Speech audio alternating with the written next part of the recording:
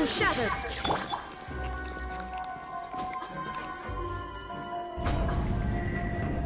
So this was Caesar's workshop. Nothing suspicious here, just normal magic props.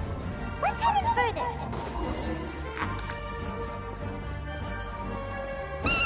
What was that? Oh, is this one of Caesar's gadgets? Guess we must have triggered some sort of device.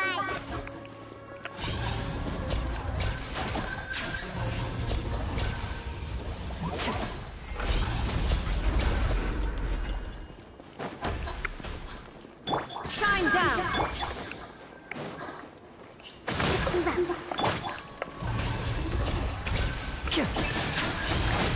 Step right up!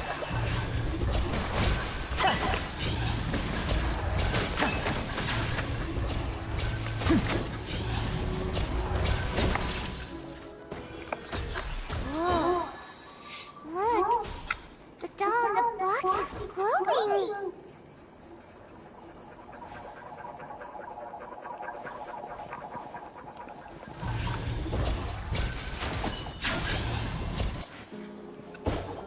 There's something written on the card on this doll. Let's take a closer look.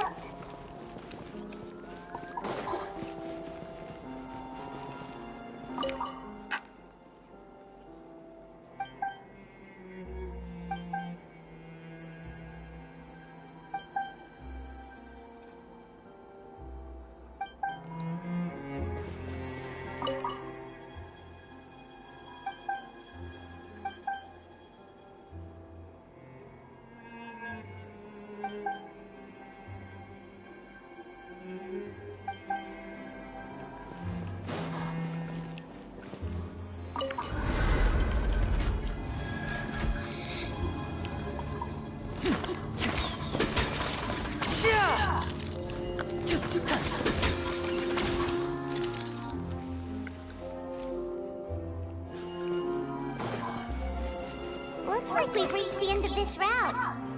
Shall we try a different one?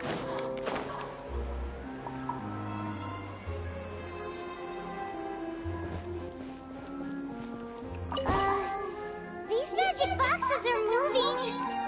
What do we do? One of them looks different from the rest. Let's investigate.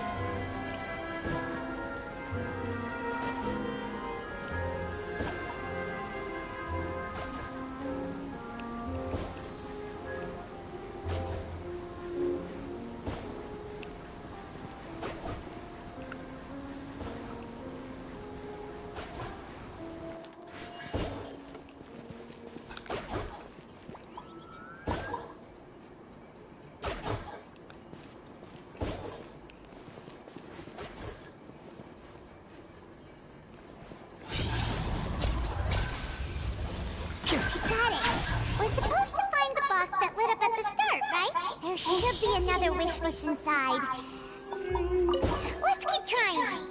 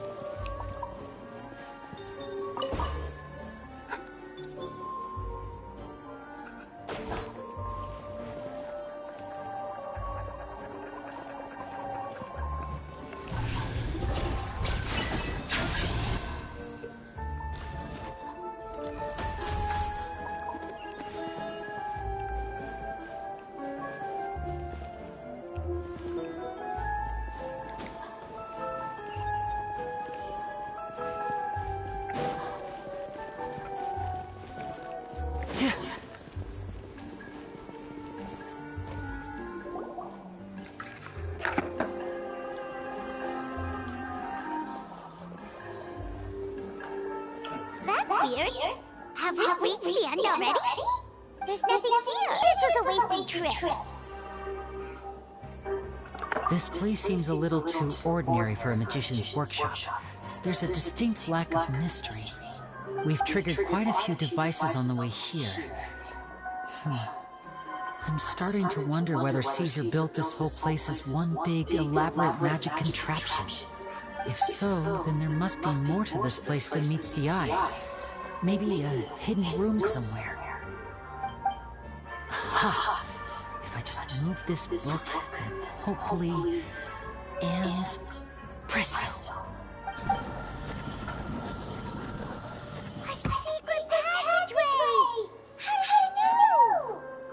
I'm a magician too, and apparently great minds really do think alike. Looks pretty big inside. Let's head in and take a look around.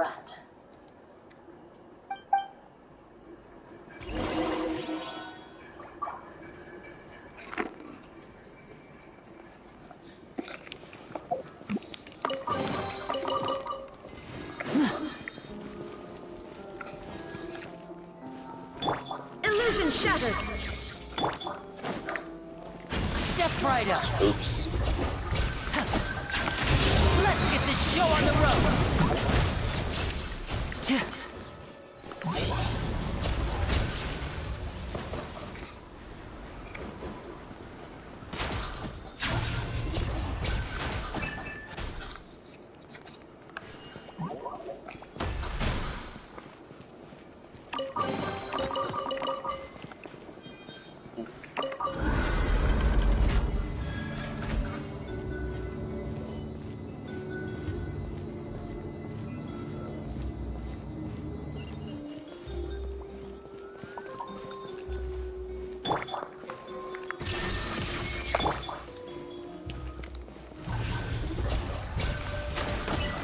And voila! Hold the line!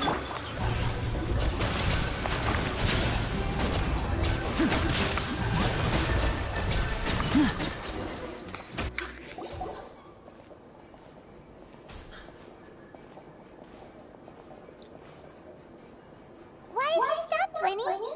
Is there some device in that box? It just looks familiar somehow. Let me check this out for a second while you guys go on ahead. If anyone makes a major discovery, let's rendezvous here. All right, see you in a bit!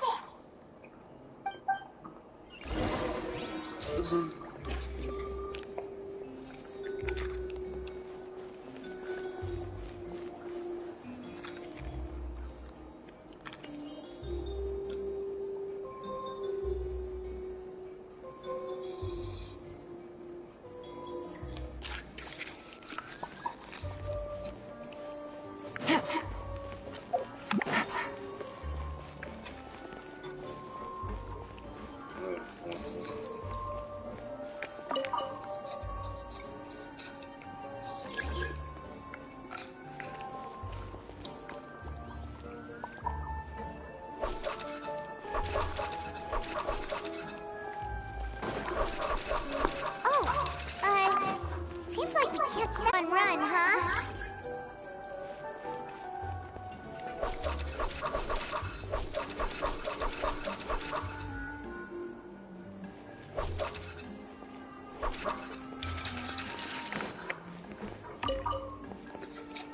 Fuck.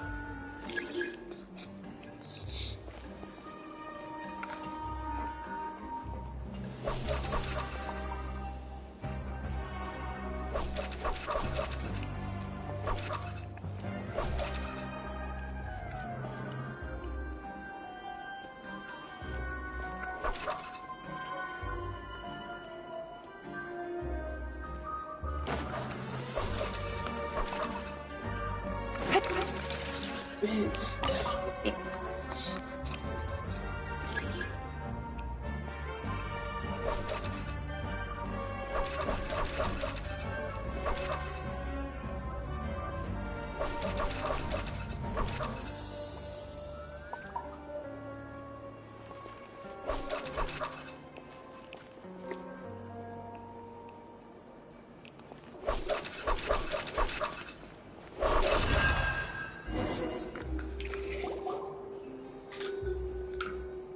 A little tricky, but I got it.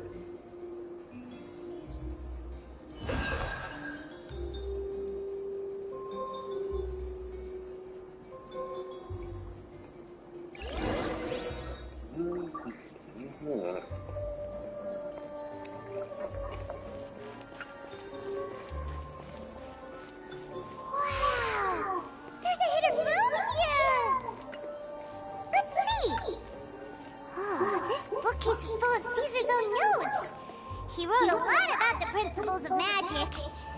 Whew. Much too advanced for Paimon. Hey, look! Is that Caesar's diary on the table? This book's thick as a brick! Let's take a peek inside it, shall we?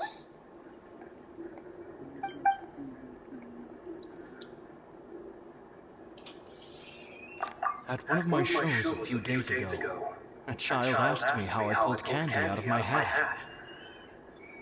As a joke, I told the kid that the hat has a built-in wish-granting machine.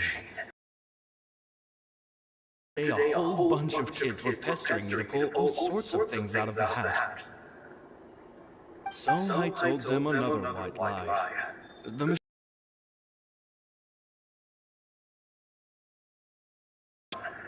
Well, they took me up on that offer, enthusiastically. As I write this, I've only just got back from running around all over town, buying the things they wanted. Boy, are my legs sore. I wound up saving very little this month, but that's not a major issue. I now have a bigger problem. How am I going to hide?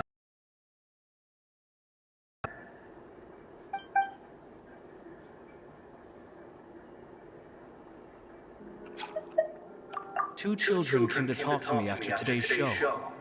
I don't know why they were out on their own. They looked much too young to be unsupervised. I do hope they got home safely. Anyway, they said that they wanted me to teach them how to do magic. It's not uncommon for children to ask this, of course, but I've never seen any of them as serious about it as these two. I told them that learning magic is very hard work, but that didn't faze them at all. It's like they already knew. They seemed so committed. I couldn't turn them down.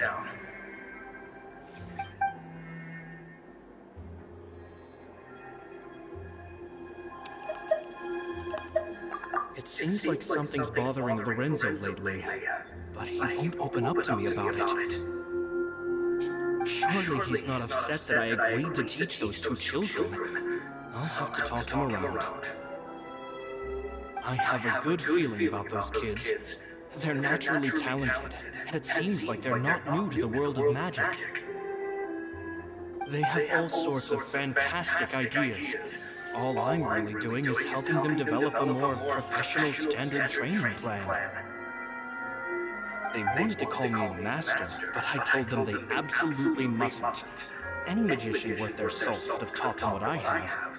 They're the geniuses here. Compared to them, I don't deserve to be called any sort of master. With time, I have no doubt that they could become far greater magicians than I. My only concern is why they're so mature for their age. I fear they've had to grow up too fast. I don't dare to imagine what they must have been through. Gemma thinks so too. She doesn't like being around them. Says that their eyes are too piercing. They don't bother me, but then again, I've never been the sharpest tool in the shed.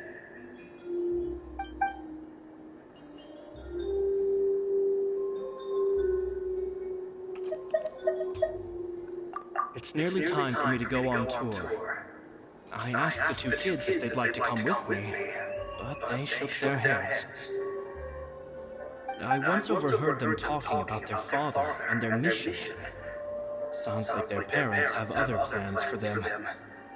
I guess we'll be parting ways soon. It's only been 10 days since I first met them, but I think that I've gotten a feel for their personalities now. They're very tough, but also very cautious, and they trust no one but each other.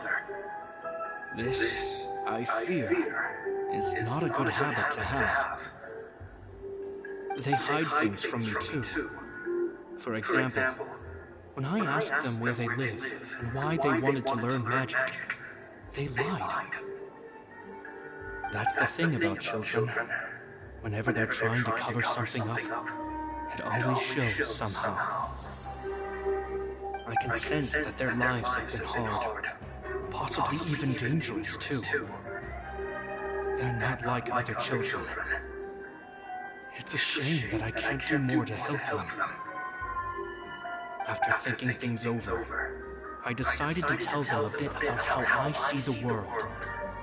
It's full of lies and falsehoods. And that is why we must find our own truth. P.S. I hope they won't find my nagging annoying. Children are so opinionated nowadays. Will it do them more harm than good for someone they've only known 10 days to lecture them like that? P.P.S. Maybe I'm overthinking this. Children aren't interested in grand philosophies. It probably just went in one ear and out the other. I bet they've already forgotten every word I said. Oh, Caesar, Caesar. Just mind your own business next time.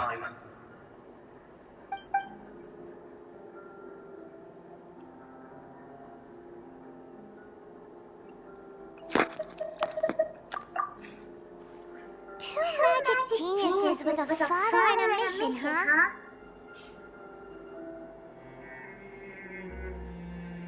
Sounds a lot like he was writing about Winnie and Lynette, don't you think? So did they meet Caesar when they were kids? Let's go ask Winnie!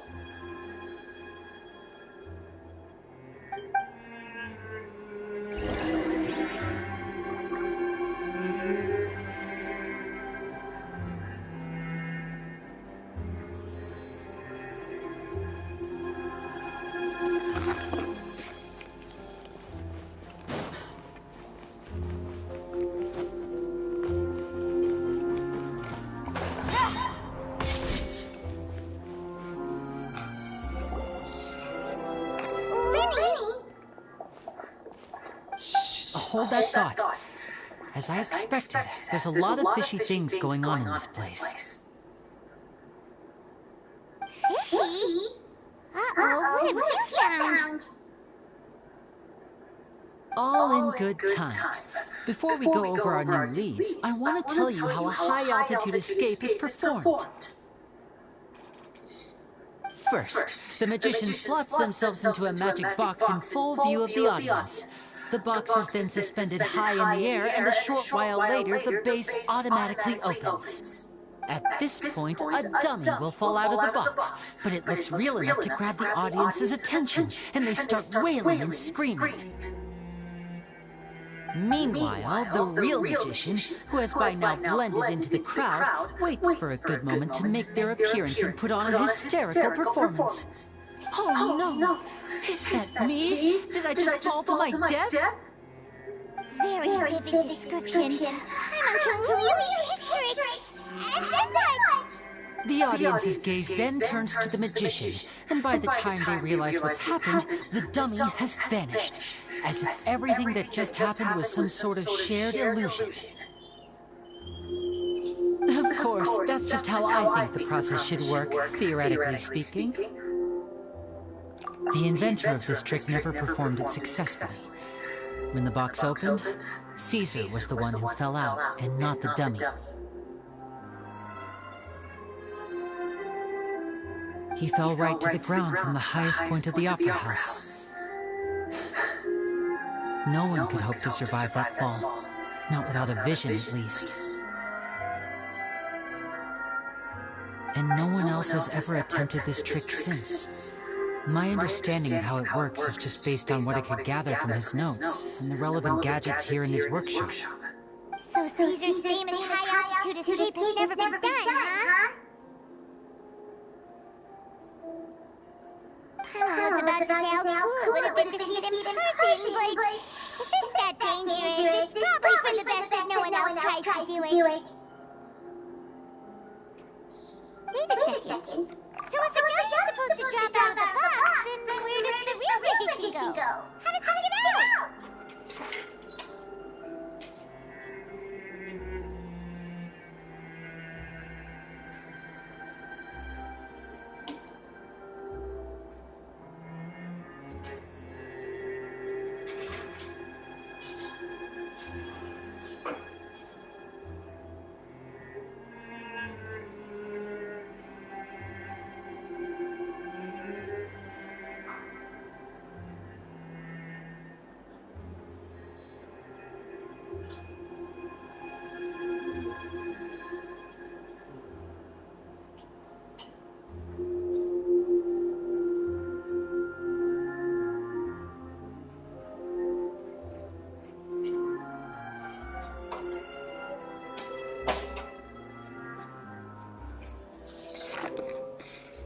Glad you asked. That brings us to the secret of said box.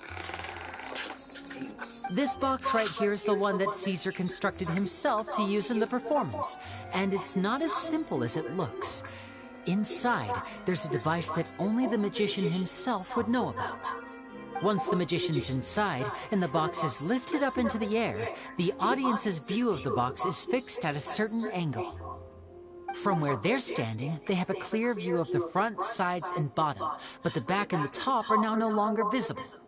At this point, the magician presses a button inside the box, opening a secret door out of view. He then escapes through this trapdoor onto the opera house roof, waits for the dummy to fall and distract the audience, and quietly returns to ground level. That's way simpler than Paimon imagined. Even Paimon could probably do it. Well, there's a little more to it than that, of course. The hardest part of this trick is controlling the audience's mood and reactions. That takes an exceptional degree of showmanship. There's the falling dummy, the miraculous reappearance, the pompous performing. Maybe the magician would even have themselves tied up before it begins to strengthen the impression that there's no escape. Many days and nights of careful research and painstaking practice would have gone into this, all culminating in a performance just a few minutes long, but one that still manages to transform the shock and grief of a tragic accident to the joy and laughter of a mesmerizing magic trick. Caesar was a highly accomplished magician, but unfortunately, even he didn't manage to pull it off. So, how did it go so wrong? You said you found some fishy stuff here. Have you figured out what really happened? I can make a pretty good guess. I looked into the case files. The magic box Caesar was using at the time of his death had the secret button I mentioned positioned on the right-hand side. And, sure enough, he always used his right hand as his dominant hand in public. Okay. Nothing suspicious there. But here's the strange thing. Most of the devices in this workshop have the mechanism on the left-hand side, including this box right here, which leads me to believe that Caesar was in fact left-handed. Because a magician can't afford to have their most basic habits stand out too much. People naturally focus their attention on the most important details of the task or situation at hand. But a magician needs to be able to redirect an audience's attention at will, so as to avoid arousing their suspicion. The essence of magic is getting people to believe a lie. If even the truth raises eyebrows, the falsehoods become all the more difficult to mask. And so, Caesar trained himself to use his right hand to align with his audience's expectations. Great magic always requires sacrifices. But in his most stressful and nerve-wracking moments, and when no one was watching, reflex would kick in and he'd use his left hand. That's why he set his gadgets with the mechanism on his left. Exactly. I think that's likely what happened. Caesar would have been under a lot of time pressure during the escape. He'd have had mere seconds to open the hidden compartment, retrieve the dummy, then open the secret door and make a swift escape. But I'm sure he was confident. He would have rehearsed countless times to the point where it was second nature. He'd barely need to think about what he was doing because muscle memory would guide him through. So he opened the compartment, took out the dummy, checked everything was in order, and then went to leave. With his left hand, he reached for the button, and suddenly, his heart skipped a beat. It wasn't there. Much like when you reach for your keys but find your pocket empty, his mind needed a moment to process what was going on. Instinctively, his left hand would keep feeling around for the missing button, maybe for another second or two, until the bottom of the box gave way. With the stakes being as high as they were, just a 2-second delay cost him everything. The authorities would find nothing suspicious and conclude that his death was due to his own error. But in reality, someone switched the boxes, and they did it to murder him!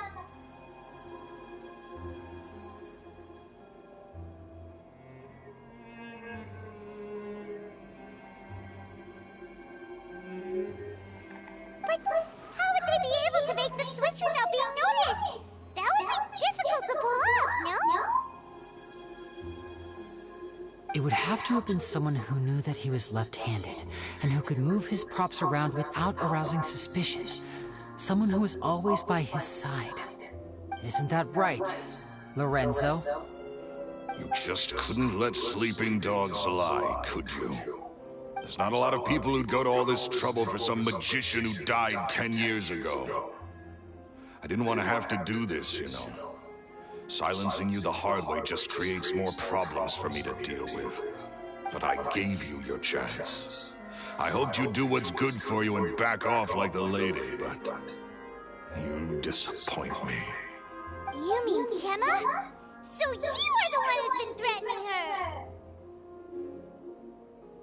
Yes, although however stubborn she might be, she was never much of a liability. But you people, you never even knew him, but for some reason you just wouldn't drop it.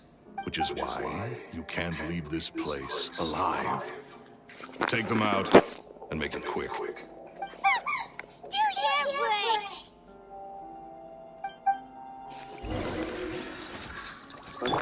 Shine down! Allow me!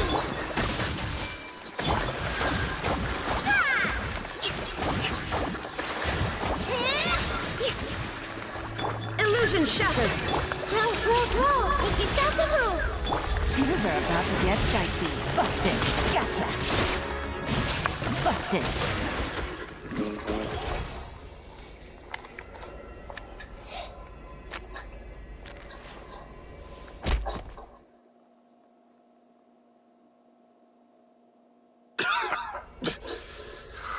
You kids are tougher than you look. Had enough yet, Lorenzo? Your cronies can't help you now. I think it's high time you started talking. And what I'd really like to know is, why did you murder Caesar? If I had a Mora for every time you said that man's name. Of course you idolized Caesar, everyone else did. But I was the real genius magician. Me! He was just an amateur who did cheap tricks for gullible children. I was the one who made magic into the fine art it is today. The aristocrats doffed their hats to me! So it was jealousy. Jealousy. Hatred, more like. I hated Caesar. All he cared about was his magic. He lived and breathed it. He poured everything into his street performances and his stupid tours like it was just a hobby to him, never bothering to think about Mora. What sort of fool devotes their life to the art of deception and never has a Mora to show for it? But the people loved him, didn't they? Oh, how they looked up to him. No one gave me a second look. All I ever heard was, "Oh, your master's amazing, isn't he?" Amazing. Yeah, so amazing that he was completely broke. Every other apprentice was living it up at their master's expense, but no, not me. I put in all the work, mastered all the skills, and it brought me nothing more than the life I already had. He forbade me from using magic to trick people out of their Mora. There was nothing he hated more than that. And with his reputation in Fontaine, it was too risky for me to go it alone. As long as he was alive, if I dabbled in my own brand of money-making magic, he would expose me, and it would destroy me. I had to kill him. There was no other way. He had to go. And this was your only motive? It was reason enough. What other motive would I need? Well, I was under the impression that there might have been other factors at play. For instance, maybe you were in love with Gemma, but she was engaged to Caesar. In love with Gemma? Don't be ridiculous. Guess I was wrong about that then. Next question. Are you the Phantom Weasel? I am. Caesar was So strict with me. He insisted that his way was the right way. That the sole purpose of magic was to bring joy to the world. I never bought into any of that. I was more interested in the practical value of magic. Sure enough, it helped me fill my pockets with all kinds of valuable treasures. Oh, yeah! Charlotte told us that the weasel would steal whatever people valued, no matter how much it was worth. That's just how it looked from the outside. What would any thief want with second-rate loot? I've only ever targeted high-value items. I stole cheap things as a way of practicing my craft. It was other people's overactive imaginations that conjured up the preposterous image they then dubbed the Phantom Weasel. So, that's the story, huh? Well, I hope you're ready to tell it all over again during your trial. What choice do I have? You're a pack of wolves, and you've got me between your jaws. You've seen what's here, and my last-ditch effort to stop it getting out has failed. What else can I do? So be it. I've enjoyed power and wealth for the last 10 years, the likes of which Caesar could never give me. I wouldn't choose for things to end this way, but I regret nothing. Very well. In that case, I'll contact the guards. Traveler, Paimon, keep an eye on Lorenzo for me. I'll meet you just outside the workshop when I'm back.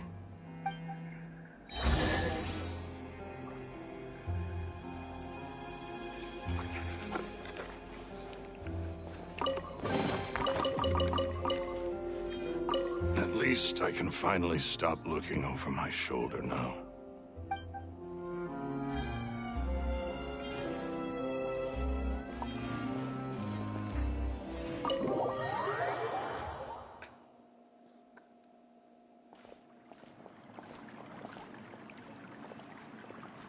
Lily has told me to confess to the murder of Caesar and to framing him for the Phantom Weasel's crimes.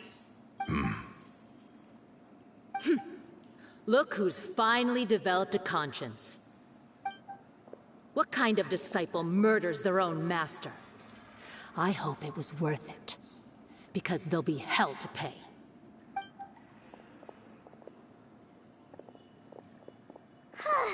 Looks like it's all over. What should we do next, Lenny? Should we start preparing for your show? Let me think. Let's rendezvous with Lynette and Gemma first. With Lorenzo in custody, Gemma will no longer have to fear for her safety.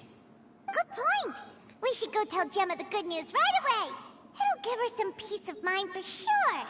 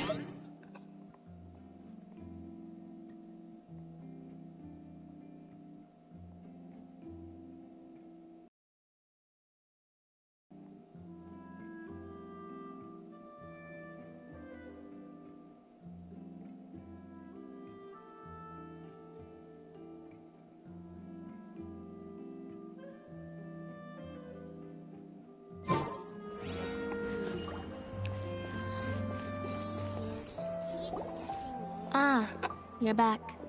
You were so quick. I've only just finished my third dessert. Your third? Lynette, come on, we've talked about this. Everything in moderation. You're not gonna have any room left for dinner now. It's fine. I'll shift to exercise mode and jog off the excess sugar.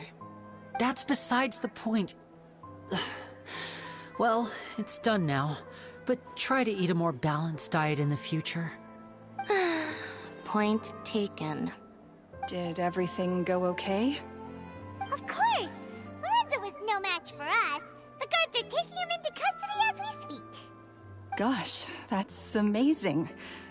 I'm sorry, I still didn't know if I could trust you, but now it seems I can.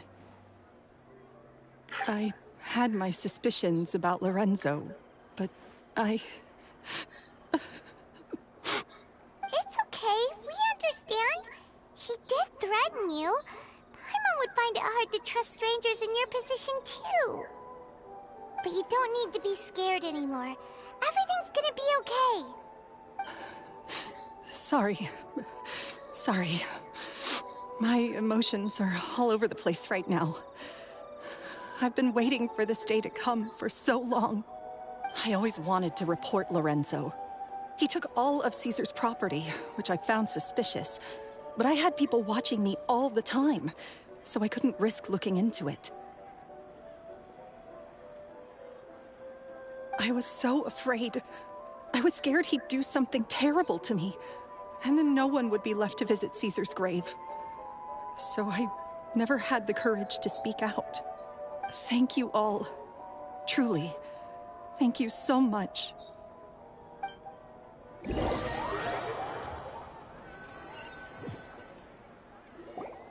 Thank you all for clearing Caesar's name.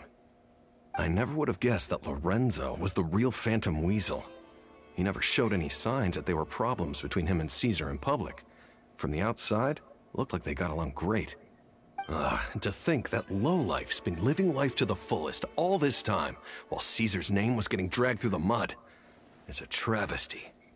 At least his soul can finally rest in peace now, thanks to your efforts.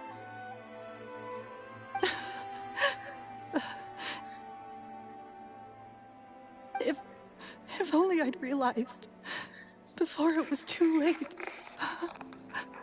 Don't blame yourself, Gemma. This isn't your fault.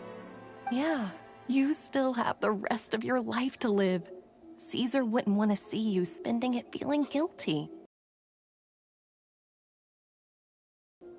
Cheer up, Gemma. My brother's doing a magic show at the Opera House tomorrow evening. Would you like to come along? It might raise your spirits. This show will be a special one. We're holding it in Caesar's honor. In Caesar's honor? Really? Oh, thank you. I'll be there. Great. We'll see you tomorrow evening. Traveler, Paimon, don't be late. Don't worry, we'll be there. No way are we gonna miss out on a free magic show. Wait, Paimon feels like we're forgetting something. Oh yeah, Caesar's diary! We never found out if the two kids Caesar taught magic to were Linny and Lynette or not. Linny changed the topic back in the workshop, so we didn't get a chance to bring it up. Oh well, guess we'll just have to ask Linny tomorrow evening.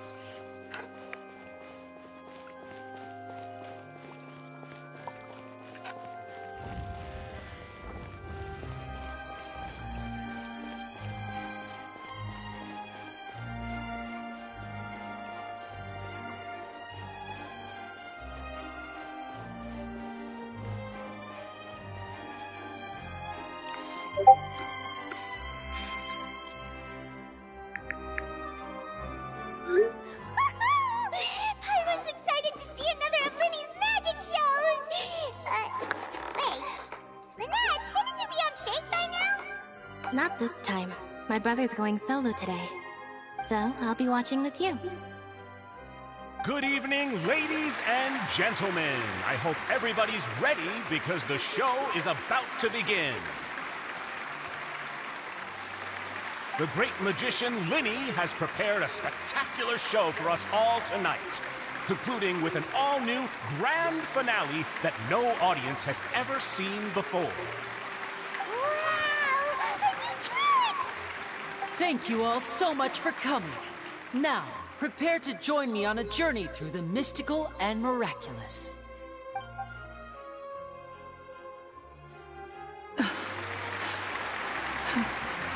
Exciting stuff, isn't it? Yes, it's just... It reminds me of him. No wonder. Caesar was a famous magician too. So, how did you two first meet, Gemma? Well, I was out on the street once, and I saw him performing for little children. Children love magic, because they're willing to believe in things that can't be rationally explained. Caesar had this amazing way of bringing them into a dreamlike world. And somehow, I felt drawn to him too. So, I went up and asked him to do a trick for me. Aw, that sounds so romantic. What trick did he do? It was with a flower.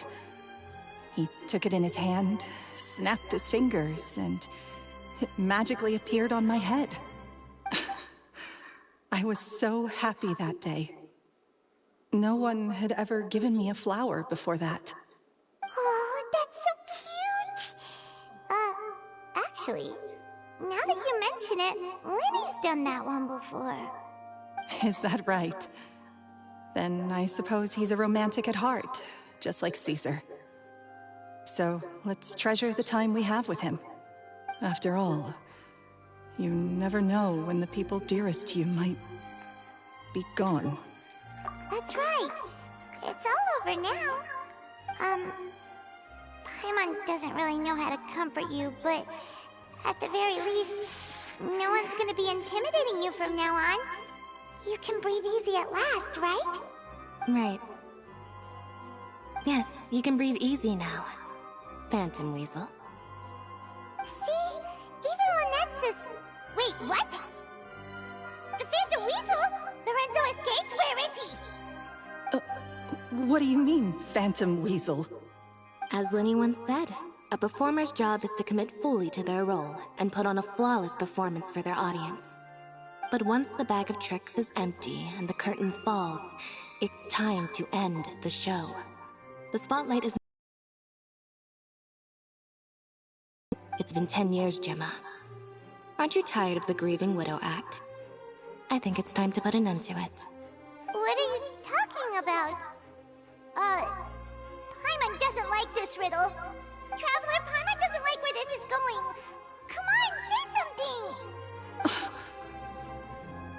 Ladies and gentlemen, I hope you're all enjoying the performance so far. There will now be a brief intermission, after which Linny will perform the most electrifying act of tonight's show, the one we've all been waiting for. The final performance will take place outside of the Opera House, so please make your way outside in a calm and orderly fashion. The Phantom Weasel never did like public places, did they? Don't worry, this place will be quiet soon. Let's talk somewhere else for now.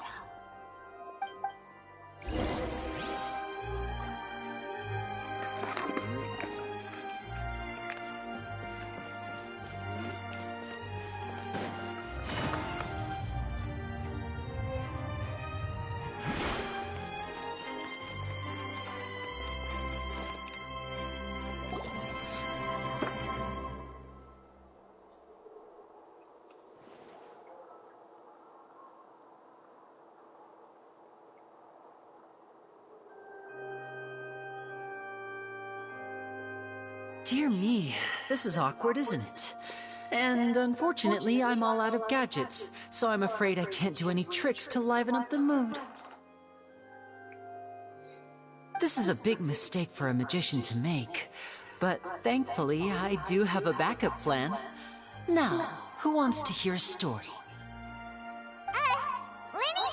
Don't we have more important things to address right now? Lynette accused Gemma of being the real Phantom Weasel a moment ago. Oh, what the heck's going on? All in good time. Magicians are good at guessing what people are thinking. I know the questions you want to ask. And as it happens, the story I'm about to tell might answer a few of them. Really? Well then, let's hear it! Paimon's dying of curiosity here! Let's go back to the very beginning. A decade ago, when the Phantom Weasel was terrorizing the court of Fontaine. She never missed a target, never left a trace, and no treasure was safe from her thieving hands. But as her infamy grew, so did the readiness of the police, and her opportunities to act became ever fewer. Every day, she ran the risk of being exposed for who she was. Of course, she could not simply take this lying down, and before long, she found her ticket to freedom. She would create a scapegoat, a false weasel to close the chapter on her behalf. After weighing her options, she set her sights on a renowned magician, Caesar. After all, magic and theft shared enough similarities for people to buy the story when the truth came out.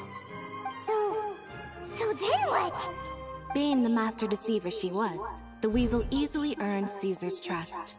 Now, all that remained was to frame him for her countless crimes.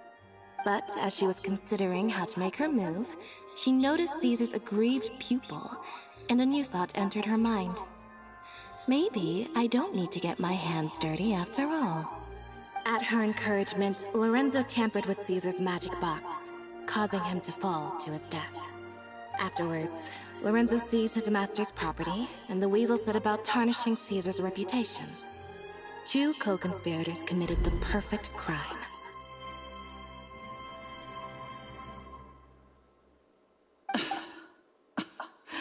I've got to hand it to you.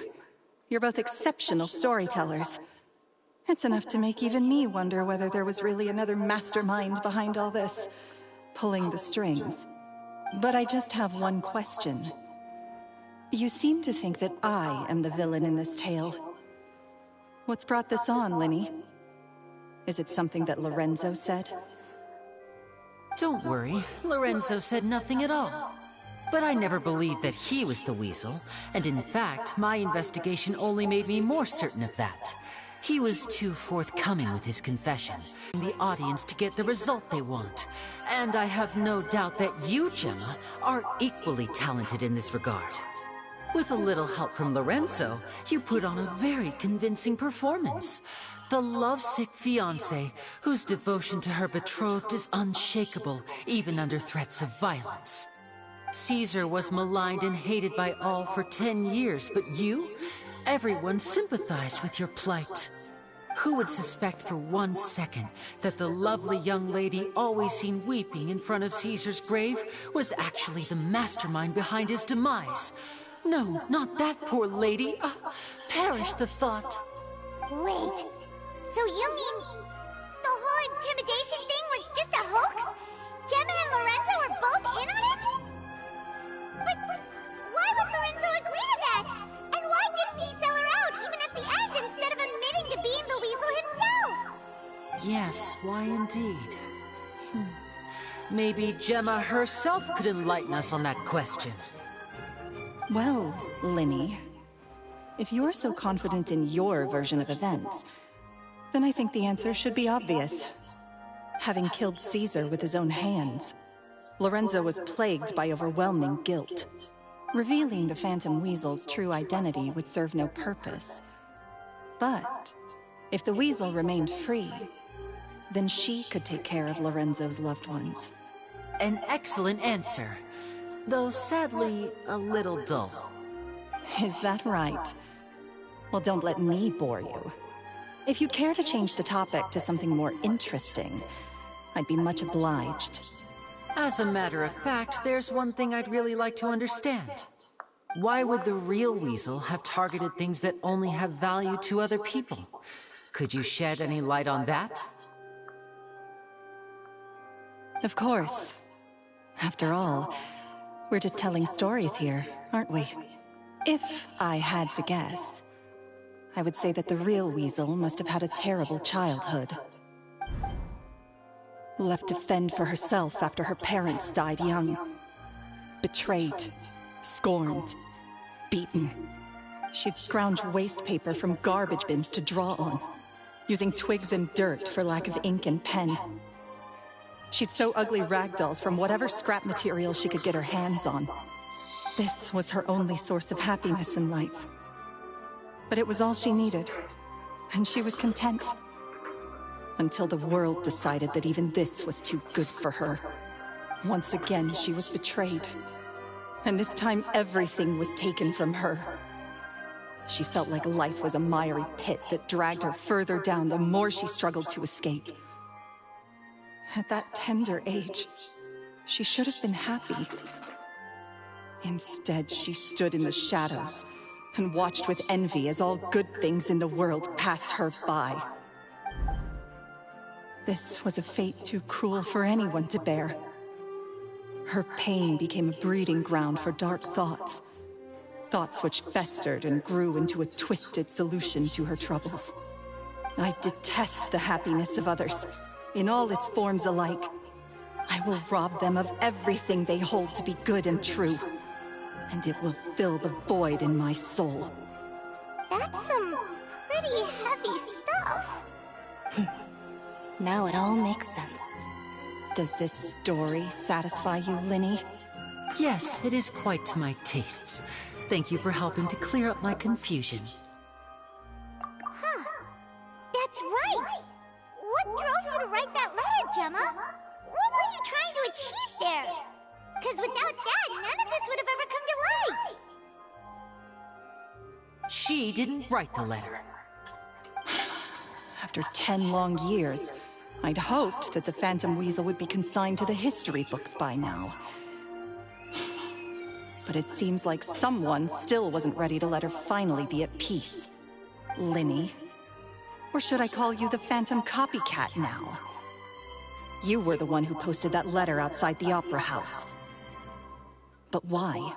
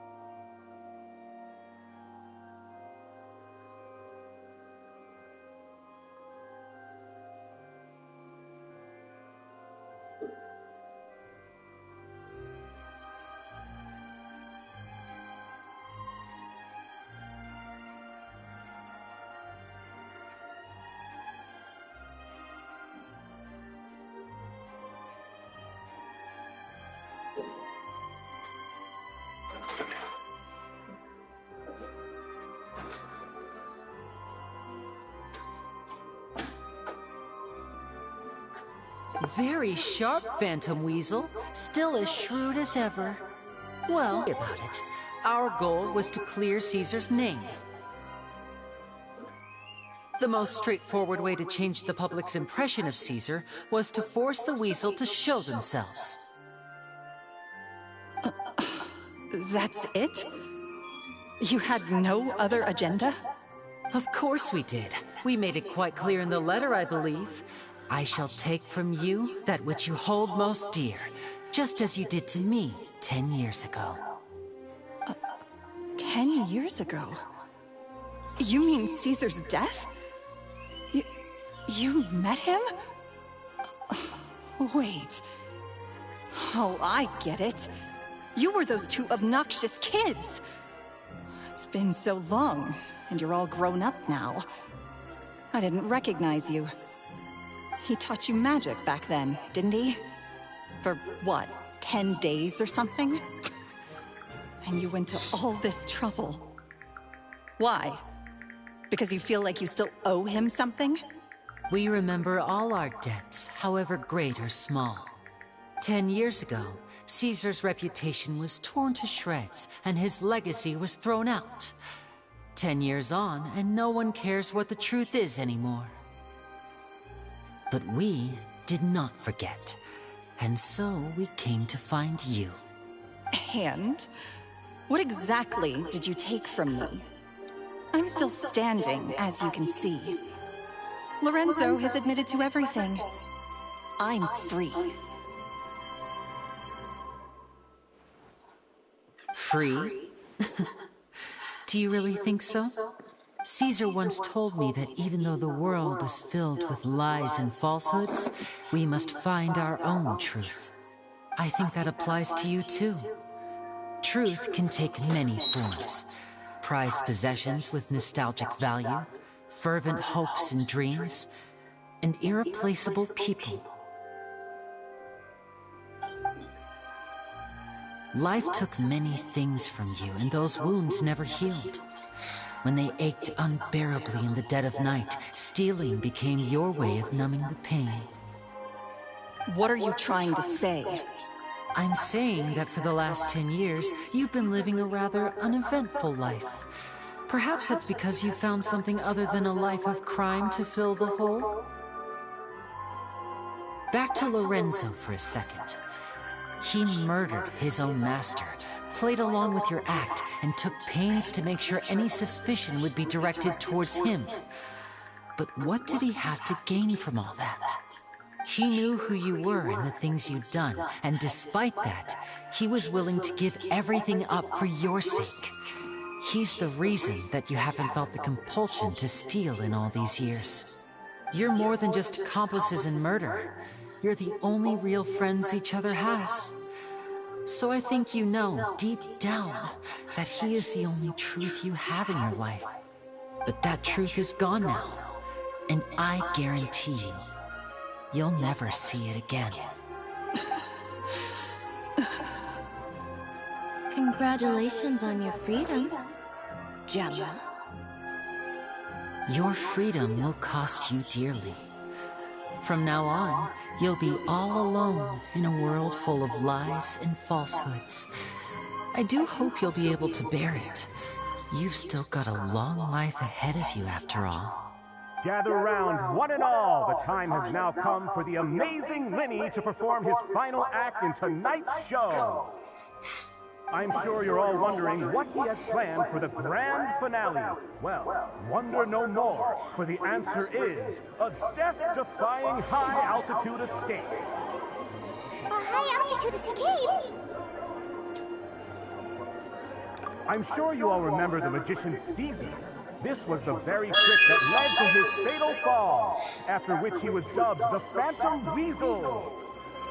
But we have now learned that Caesar was wrongly accused, and that the real Weasel has now confessed to their crimes. Guess that's my cue to leave. Whew. I've been practicing this one for ages now, but I'm still a little nervous. Traveler, Paimon, I hope you enjoy the rest of the show.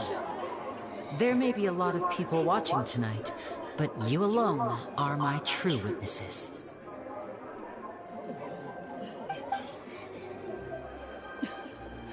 Lenny, wait. You two hid a lot from Caesar. He went to his grave without ever knowing your secrets. So what about now? Are you an open book? Or are you still the same as ever? You don't have to tell lies to end up isolated and alone. One day, you'll end up exactly where I am today. Maybe then you'll finally understand. You're wrong.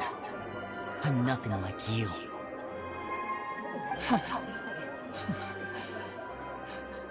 So, what are we, doing now? Like Lenny said, when you're ready, let's head outside and watch the show. But what about Gemma? She'll figure out what's best for her soon enough. Oh, and if you'd like to see Lenny after the show, you know where he'll be. The usual haunt. All right. Well, let's go and watch Lenny's finale then. This trick's a pretty dangerous one, but he should be able to pull it off, right?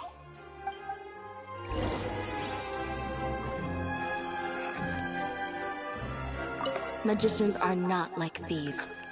Thieves only tear things apart. But good-hearted magicians, they put things back together.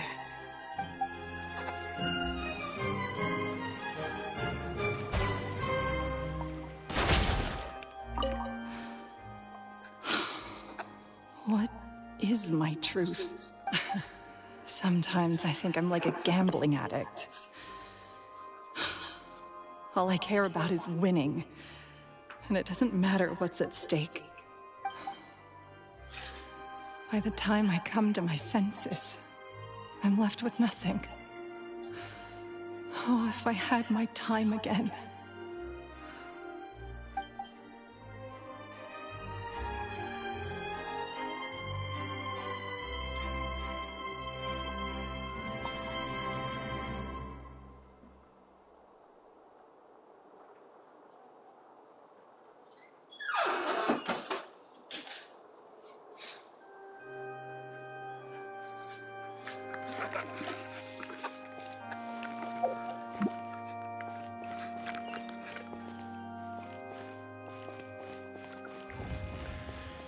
Take it easy.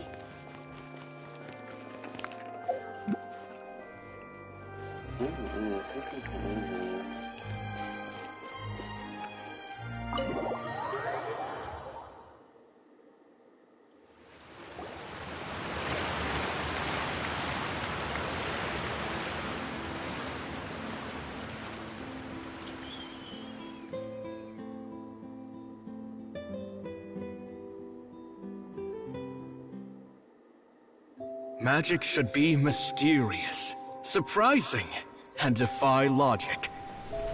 Magic is hard work. Every single movement has to be practiced thousands of times. It's alright. We're used to that.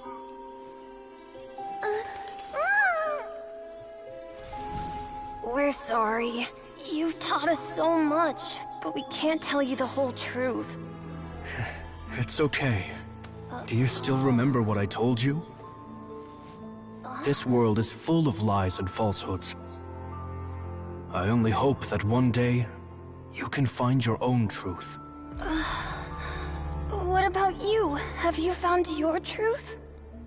Magic is my truth. I want to perform a magic trick so great that people will always think of me when they talk about it. For a magician, what greater honor could there be? Look!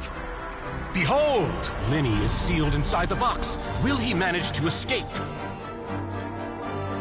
10 years ago, Caesar attempted this very trick, and it was at this precise moment that... Lenny! Watch out!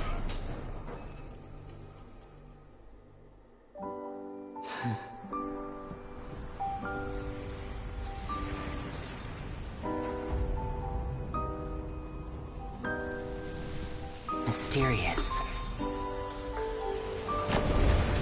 Surprising.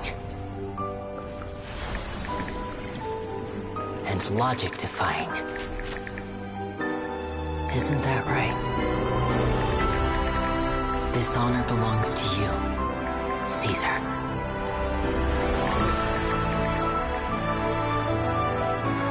I'm just sorry it's a little late.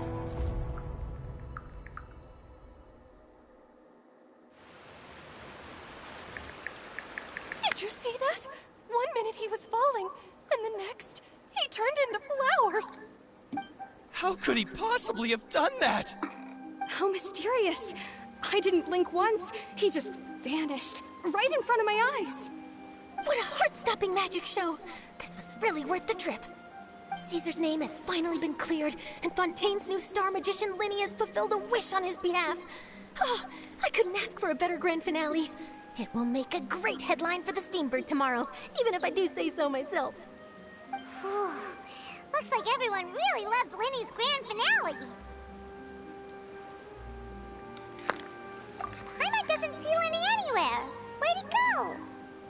Oh, Lynette said he'd be waiting for us at the usual hunt. But, where is that? Oh, you mean the one where Caesar's buried? Yeah, that's probably it. This whole magic show kinda seemed like Linny's way of saying goodbye to Caesar. So it makes sense that that's where he'd be afterward. Alright, let's go look for him there.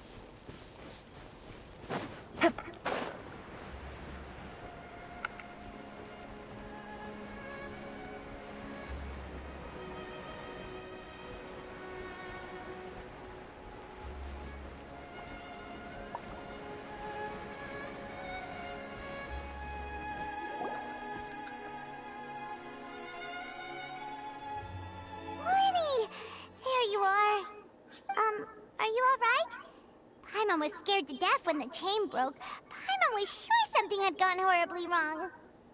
Magic is a performance art. A magician has to get creative to keep the audience on tenterhooks. That's our job. So I tweaked Caesar's original setup a little to keep it fresh. I was honestly a little nervous during the live performance. The thought of falling, suddenly feeling weightless, seeing the sky and the ground spinning and spinning. Sometimes, I can't help but wonder what Caesar thought in those final moments. Did he regret taking Gemma and Lorenzo on? Or did he believe that it was his own slip-up right until the end? You know, Paimon's been wanting to ask you about something ever since we were in Caesar's workshop. You learned magic from Caesar once, didn't you? When was that? After I joined the House of the Hearth. To be honest, Lynette and I had an agenda when we approached him. I told you about my past before, remember? As a young boy, I survived by secretly learning magic from street performers. I'd watch their tricks and try to figure out how they were done. But I quickly realized that observation alone could only get me so far. What I saw was the polished final performance, but the rigorous training they put in behind the scenes remained invisible to me. I needed to learn how to improve my sleight of hand, hone my misdirection skills, and make niftier props. We were gifted enough that we'd made some progress by ourselves, but without proper guidance from a professional magician, we quickly plateaued. So that's why you sought Caesar out? Yes. We figured there was no harm in asking, but it took us by surprise that he was so willing to teach us. In all, we only spent 10 short days together, but he was very good to us. by contrast, we hid so many things from him. For instance, when he asked why I wanted to learn magic, I answered, "It's my passion." But in truth, there was already a lot more to the story by then. After being taken in by an aristocrat for our magic talent, then betrayed soon after, this was no longer about me doing what I loved. What amazed me was how the lie escaped my lips even as I was hesitating over whether to tell him the truth. Trust is a beautiful thing. Sadly, I'd forgotten how to trust by then. Lenny.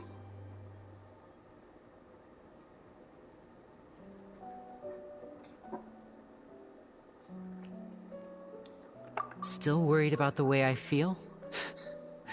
You really are a gentle soul, aren't you? But don't worry, I'm used to it now. From the mansions of the elite to the House of the Hearth, lies and selfishness have followed me and Lynette everywhere we go. After Caesar went on tour, we became busy with our missions. The next we heard of him was that he'd fallen to his death, and was now declared to be the Phantom Weasel. That night, I remembered his smile. But as I lay there, I didn't know what to say to him. To keep secrets is to put up walls. The longer you keep them up, the less you let people in. Then, one day, you look around and realize your life is like an empty auditorium after a show, full of seats once occupied by all the people who left. But I guess that's the price we have to pay. You only realize how much someone really meant to you when you lose them completely. That's why I was so confident this would hurt Gemma. Because I felt it for myself. Yeah, cheer up, Lenny. We've had to say our fair share of goodbyes during our journey, too. But whatever happens, Paimon always believes in what tomorrow brings. Delicious food, fun toys, and the Traveler by my side. Paimon just needs to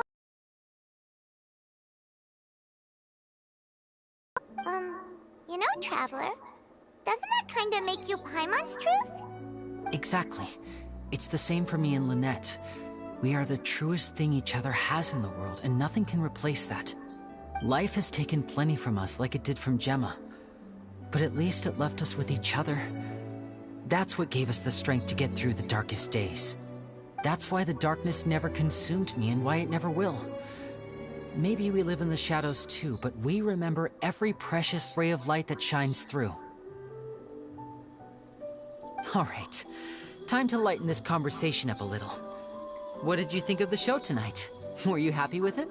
It was amazing! Paimon just wishes we hadn't been so distracted with the Gemma situation. We spent most of our time in the Opera House just talking and pretty much missed the entire first half of the show. Lenny, could you do just one more trick for us? Whoa, that's a bit of a tall order, I'm afraid.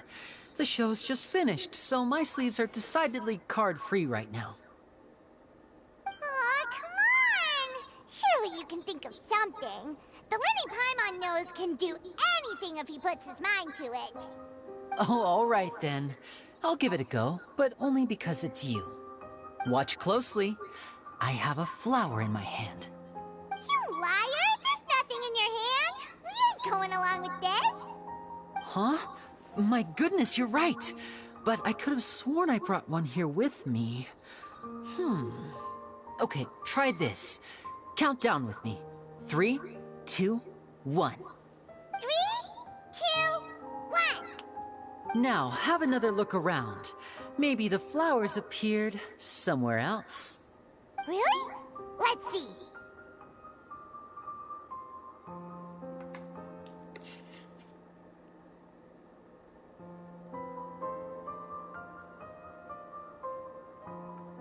Wow, there it is!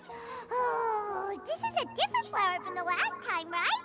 This one's called, oh yeah, a rainbow rose.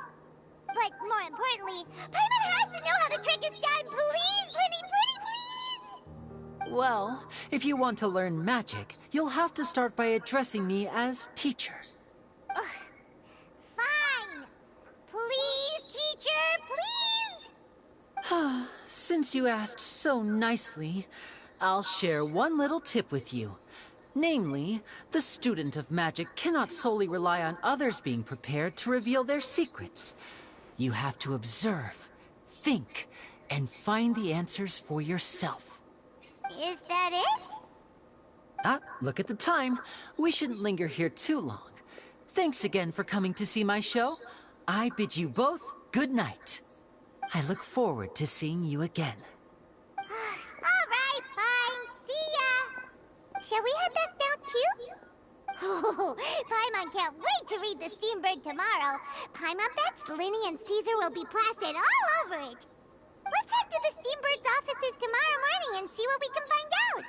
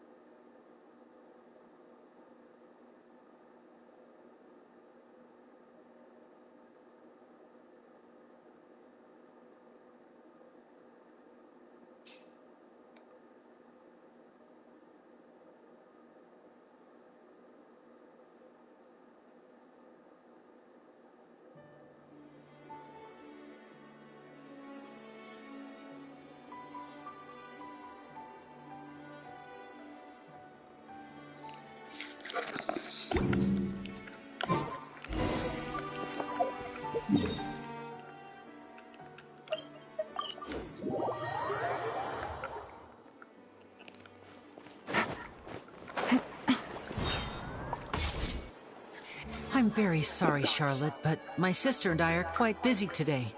I'm afraid we'll have to decline this interview. Oh, please, Linny, I'll only take a moment of your time, if you would be so kind. Huh? What's happening here? I spent all night writing my piece about the Phantom Weasel, and it was going to go to print this morning. But just as dawn broke, I suddenly received news that Caesar's fiancée, Gemma, had contacted the guards and confessed to having been the real Phantom Weasel all along. That was quick. Hmm? Too late, bro. That was quick, you say? It sounds like I've got some catching up to do. Please, fill me in. Whoops. Aha! My instincts did not lead me astray. You do have something to hide. Gemma turning herself in must have something to do with Linny's performance last night. Maybe watching my high-altitude escape trick reminded her of a better time with Caesar, and she could no longer ignore the voice of her conscience. Huh. Okay, then. Wait, no, there must be more to it. If that's all it took for her to have a change of heart, how did it take her 10 whole years? Well...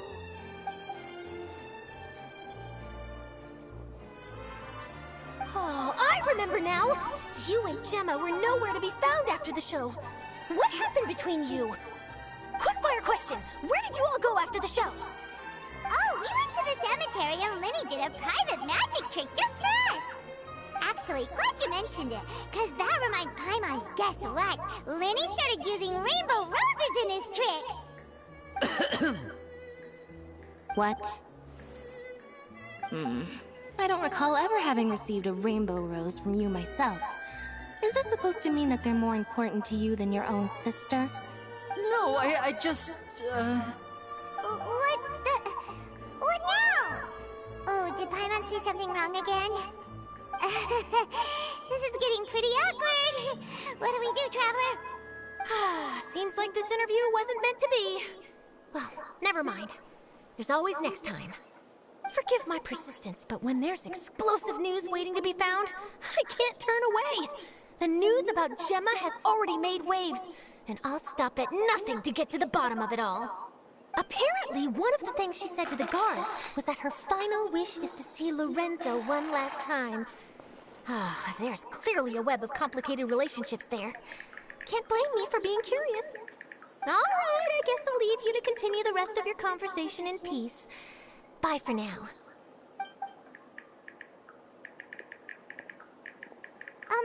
Lynette? Paimon didn't mean to... Don't worry, I wasn't angry. I was just trying to distract her. Oh, really? Oh, thank goodness. You scared Paimon there. Phew. You and me both, Paimon. You and me both.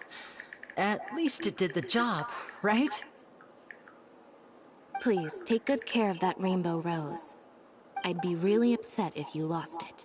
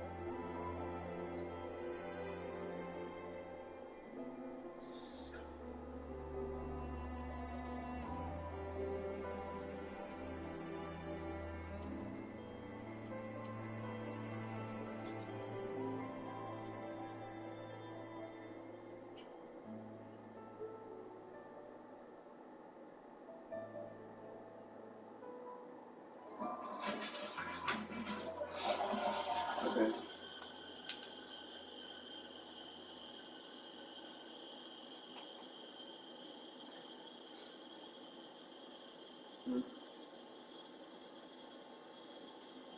Huh?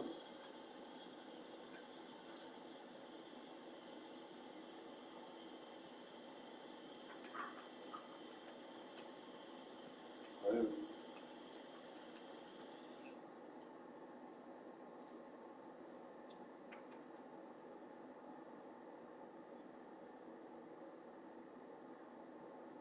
Hello?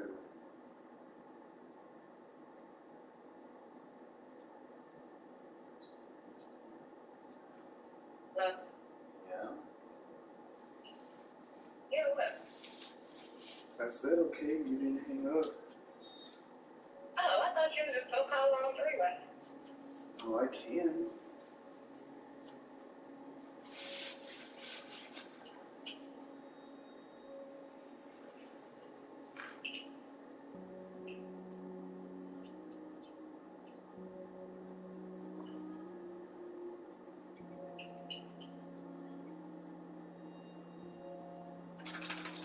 I'm sorry, but the person you called has a voicemail box that has been...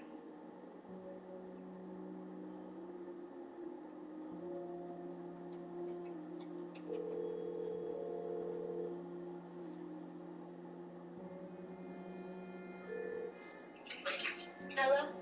Hi. Hey, What you doing? nothing. In my bed.